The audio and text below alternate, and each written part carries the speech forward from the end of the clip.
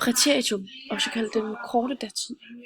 I det regelmæssige, der bøjer vi den for eksempel i A-bøjninger med habla eller hablar, som eksempel hable, hablaste, hablo, hablamos, hablastais, hablaron.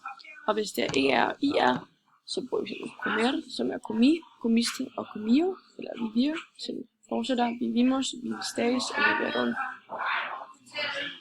Uregelmæssigt med I-stammer og U-stammer og J-stammer, der er endelserne som angivet herude, altså iste og imos, istais og iron. Og så har vi også særlige stammer, som f.eks. dar og ser og ir, som har angivende i dar, di, diste, dio, dimos, distais, diron, og især ir, fui, fuiste, fue, fuimos, fuistais, fueron.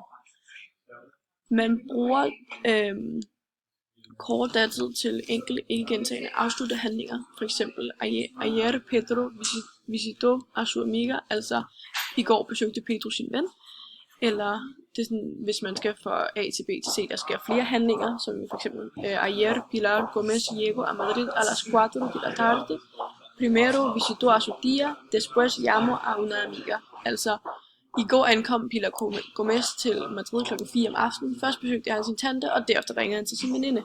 Det er flere handlinger, der sker. Nummer 2 er en handling, der gentages et bestemt antal gange. Altså ayer te llamé 3 veces.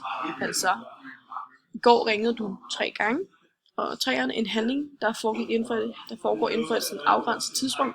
Det er som klar i eksemplet her. Durante los años 70 Pedro hizo varias películas cortas, som betyder, at i løbet af 70 år lavede Pedro flere kortfilm. Det er inden for et bestemt tidsrum.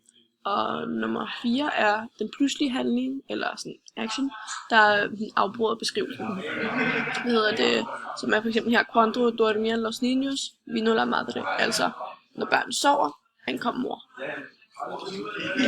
Imperfektum, eller også kaldt den lange datid, der har vi A-bøjningerne, som ser sådan her ud. Hvis vi bruger hablar igen, så hablaba, hablabas, hablaba, hablabamos, hablabais, hablaban. Og i E og I-bøjningerne, der er som givet herover, bruger vi comer først, comia, comias, comia, og vivir, viviamos, viviais, vivian. Og så er der, bestemte bøjninger i imperfektum for særligt at være, som står angivet her. Man bruger imperfektum, når for ligesom at angive en baggrund for en handling. For eksempel, cuando Emilio tenía 14